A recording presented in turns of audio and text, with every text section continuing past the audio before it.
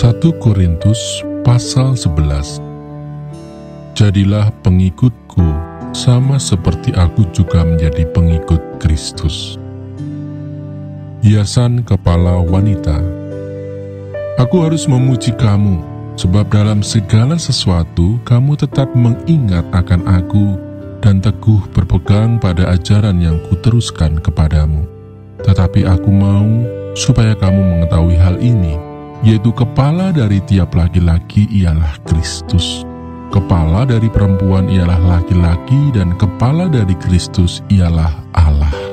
Tiap-tiap laki-laki yang berdoa atau bernubuat dengan kepala yang bertudung menghina kepalanya, tetapi tiap-tiap perempuan yang berdoa atau bernubuat dengan kepala yang tidak bertudung menghina kepalanya, sebab ia sama dengan perempuan yang dicukur rambutnya. Sebab jika perempuan tidak mau menudungi kepalanya, maka haruslah ia juga menggunting rambutnya. Tetapi jika bagi perempuan adalah penghinaan bahwa rambutnya digunting atau dicukur, maka haruslah ia menudungi kepalanya. Sebab laki-laki tidak perlu menudungi kepalanya, ia menyinarkan gambaran dan kemuliaan Allah. Tetapi perempuan menyinarkan kemuliaan laki-laki. Sebab laki-laki tidak berasal dari perempuan, tetapi perempuan berasal dari laki-laki. Dan laki-laki tidak diciptakan karena perempuan, tetapi perempuan diciptakan karena laki-laki. Sebab itu, perempuan harus memakai tanda wibawa di kepalanya oleh karena para malaikat. Namun demikian, dalam Tuhan tidak ada perempuan tanpa laki-laki, dan tidak ada laki-laki tanpa perempuan. Sebab sama seperti perempuan berasal dari laki-laki, demikian pula laki-laki dilahirkan oleh perempuan. Dan segala sesuatu berasal dari Allah. Pertimbanganlah sendiri, patutkah perempuan berdoa kepada Allah dengan kepala yang tidak bertudung? Bukankah alam sendiri menyatakan kepadamu bahwa adalah kehinaan bagi laki-laki jika ia berambut panjang, tetapi bahwa adalah kehormatan bagi perempuan jika ia berambut panjang, sebab rambut diberikan kepada perempuan untuk menjadi penudung. Tetapi jika ada orang yang mau membantah, kami maupun jemaat-jemaat Allah tidak mempunyai kebiasaan yang demikian. Kebiasaan-kebiasaan yang salah dalam perjamuan malam.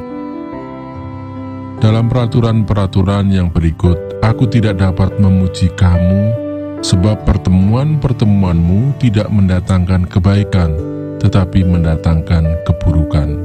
Sebab pertama-tama aku mendengar bahwa apabila kamu berkumpul sebagai jemaat, ada perpecahan di antara kamu, dan hal itu sedikit banyak aku percaya. Sebab di antara kamu harus ada perpecahan, supaya nyata nanti siapakah di antara kamu yang tahan uji. Apabila kamu berkumpul, kamu bukanlah berkumpul untuk makan perjamuan Tuhan. Sebab pada perjamuan itu tiap-tiap orang memakan dahulu makanannya sendiri, sehingga yang seorang lapar dan yang lain mabuk.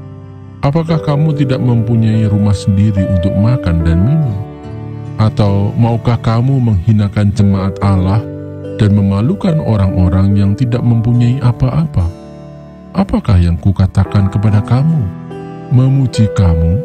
Dalam hal ini, aku tidak memuji.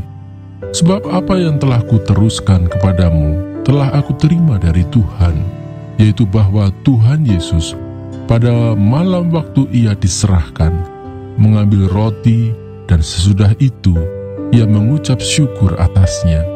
Ia memecah-mecahkannya dan berkata, "Inilah tubuhku yang diserahkan bagi kamu.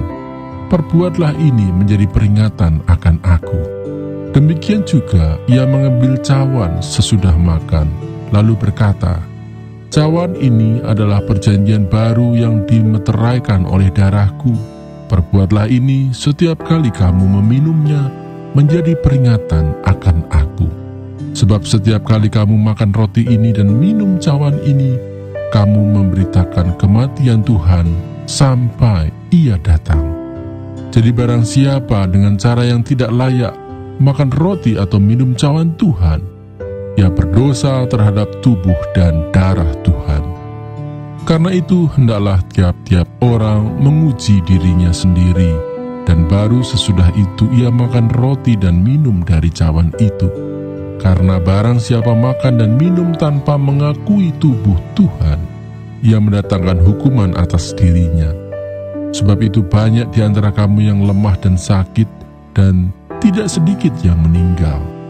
Kalau kita menguji diri kita sendiri, hukuman tidak menimpa kita.